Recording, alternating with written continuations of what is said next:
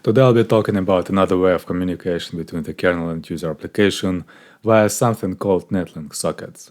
It can be seen as a network that ties together a kernel module and multiple user applications, although in this example we'll be establishing connection between the kernel module and one user application.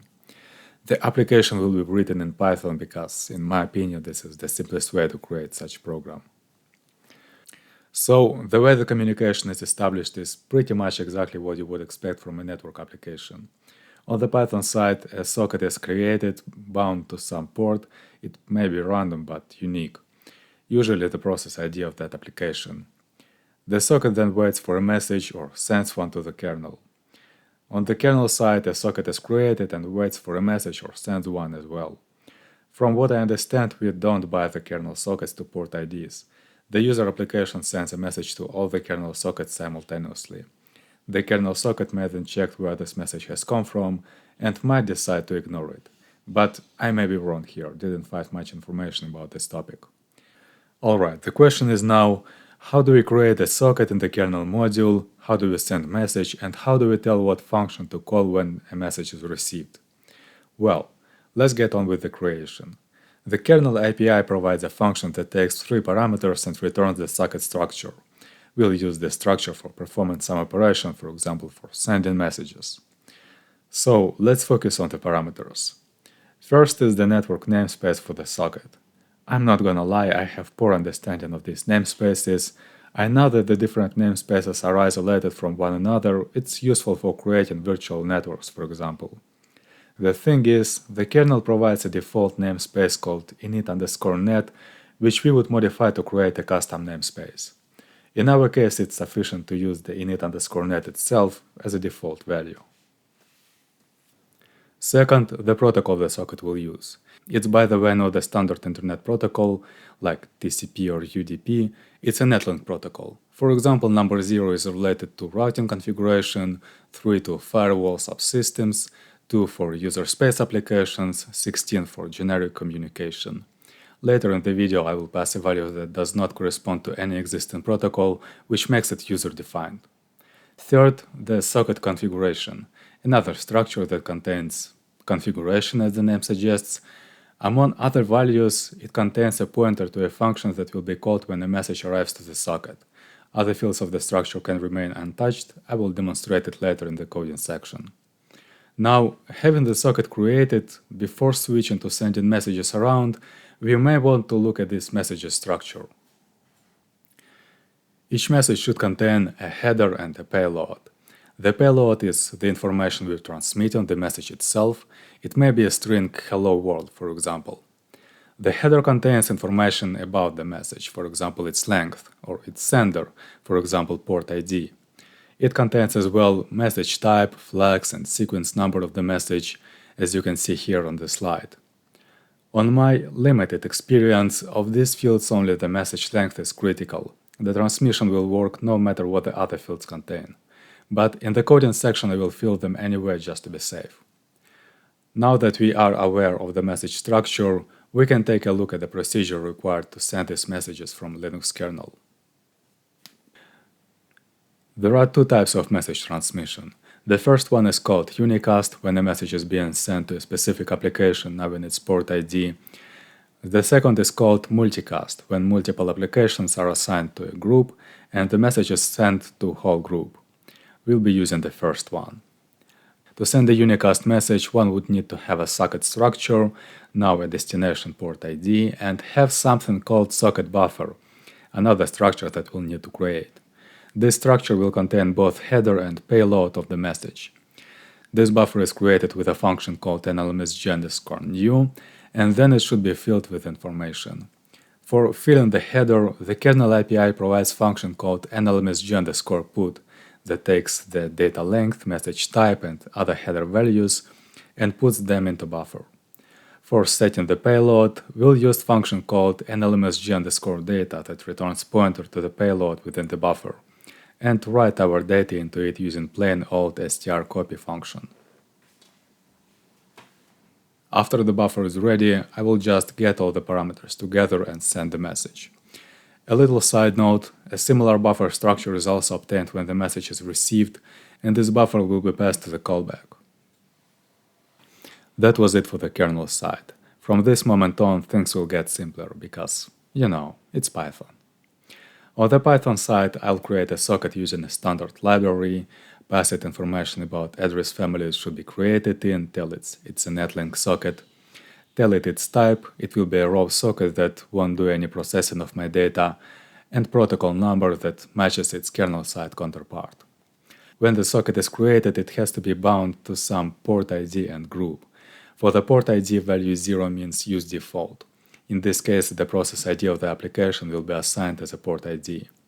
And group ID is not used for unicast messages, I'll leave it 0. After that is done, I'll be able to send and receive messages by calling corresponding functions. But before we do that, we have to think about sending and receiving the message header. It's a piece of binary data having multiple fields of different length. Some of them are 2 bytes, some are 4. So how do we extract the message length, for example, from this binary package? Luckily, Python provides a library called struct that does just that. We have to provide it in the desired format as a set of characters, like here on the slide, as well as a set of values, and the library will pack these values just as we need. As for the format, each character here represents a binary number.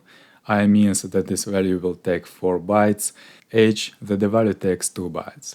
So when I pass this format along with these values, the resulting object will contain value from the data length variable in its first 4 bytes, followed by 2 bytes with message type, then 2 bytes of message flags, 4 bytes with sequence number, and 4 bytes containing port ID. If we send this data in the spec state, the kernel will be able to decode it correctly. Of course, it works all the way around. The library allows to unpack the values as well. So, yeah, this has been probably the most confusing theory section I've made so far. But it's a complex topic and I tried my best to make it as simple as possible. Hopefully the coding section will make it more clear. I will start off this part by including new headers that contain Netlink-related functions, specifically netlink.h and sock.h.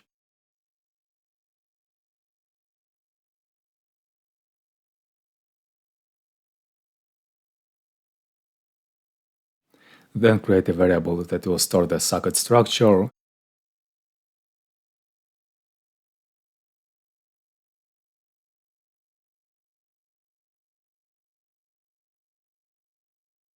Here I am initializing it, passing it the global initnet variable and the configuration structure which I am about to define now.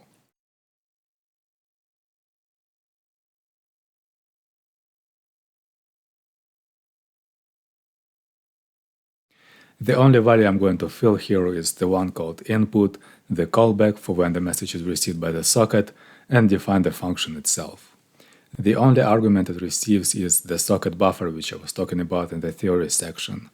In the body of the function I will print out the contents of the buffer.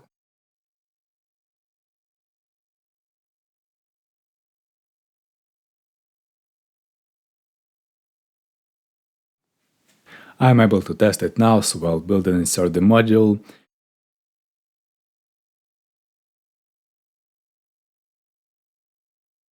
To actually send a message to this socket, I will use a Python script because it seems to be the simplest method. So I'm creating a new Python file here.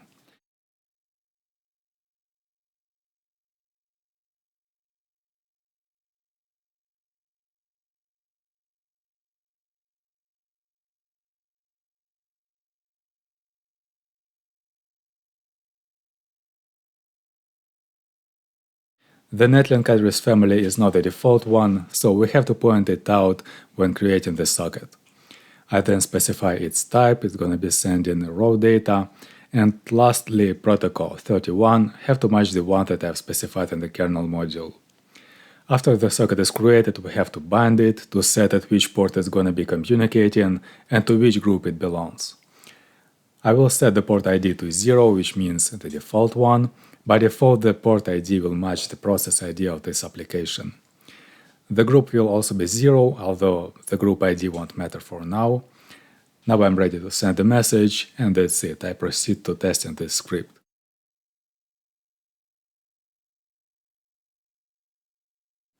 After a couple of tries, Python says that I have to encode the string I'm sending. I'm fixing the mistake.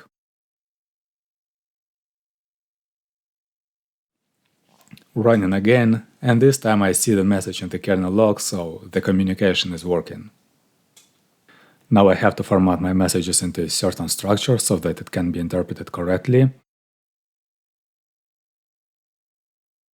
So I'll create this header variable containing the length of the message, its type, and LMSG done, indicating that there will not be following messages, and the process ID of this application, which is also the port ID for the socket. After that, I will send the message in combination with this header.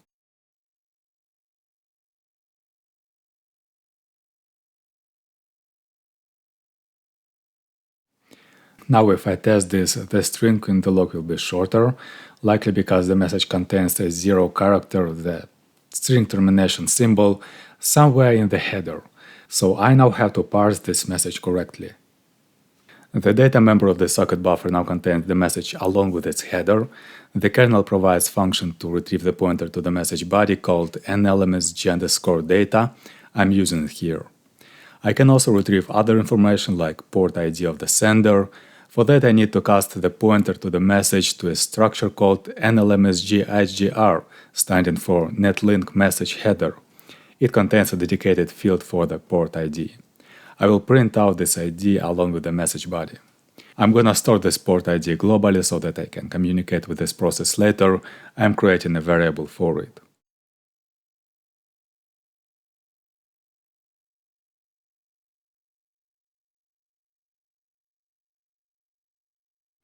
Now let's check how this code is working, but only after fixing some compilation errors. Looks like the nlmsg_data function that retrieves the message body must be given a header structure, so I'm adding some casting.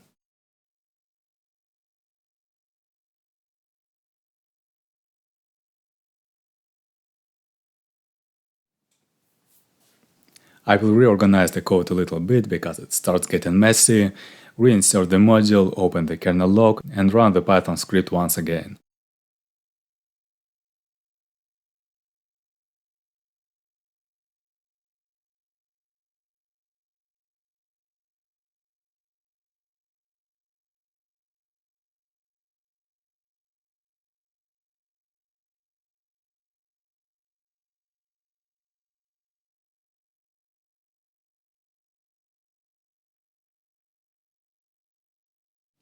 Now a correct message is printed along with the sender port ID, so the code works fine.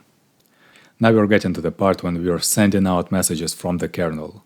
This will happen when an event happens on the device, thus in the interrupt callback. Here I create a new socket buffer and a variable for a Netlink message header.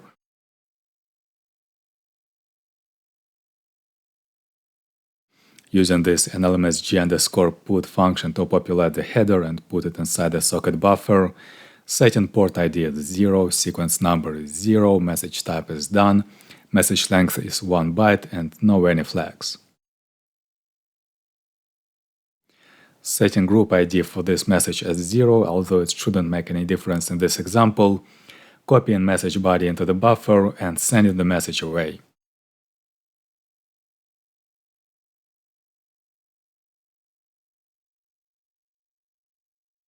It will be sent to one particular port, thus it's a unicast, and the receiver port ID is this PID variable that I filled earlier.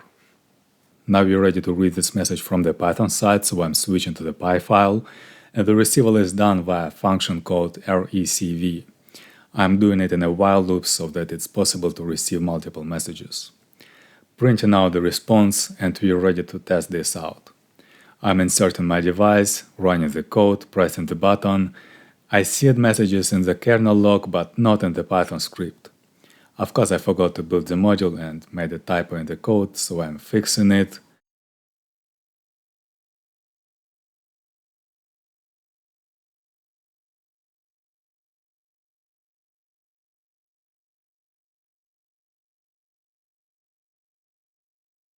Reinserting the module and running Python script again.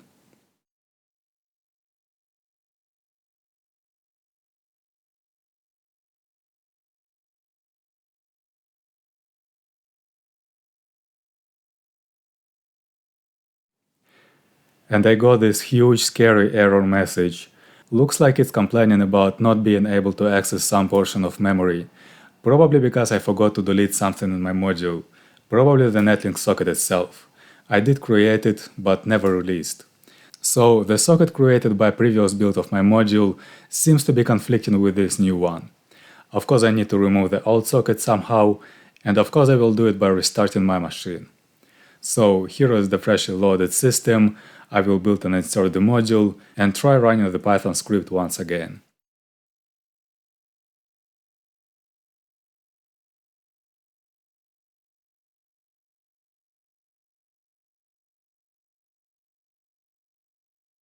Pressing the button on my board, and the script finally outputs some messages.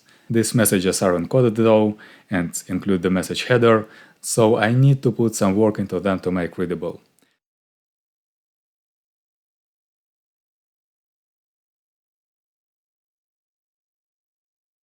First I'm gonna separate the header by length, its size is always 16 bytes, then unpack it into its values, length, type, and so on.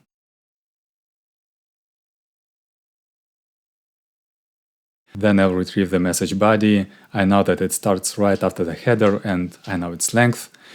Decode it from binary code and print it out. Running the script again and it prints empty strings, probably because the encoded message does not contain printable characters.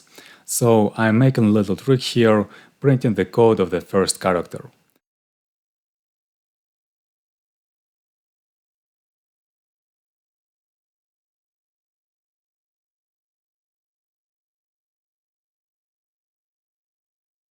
And finally, the code became fully working. The status of the button is printed out right when it's being pressed or released. Here is the video of my actual board.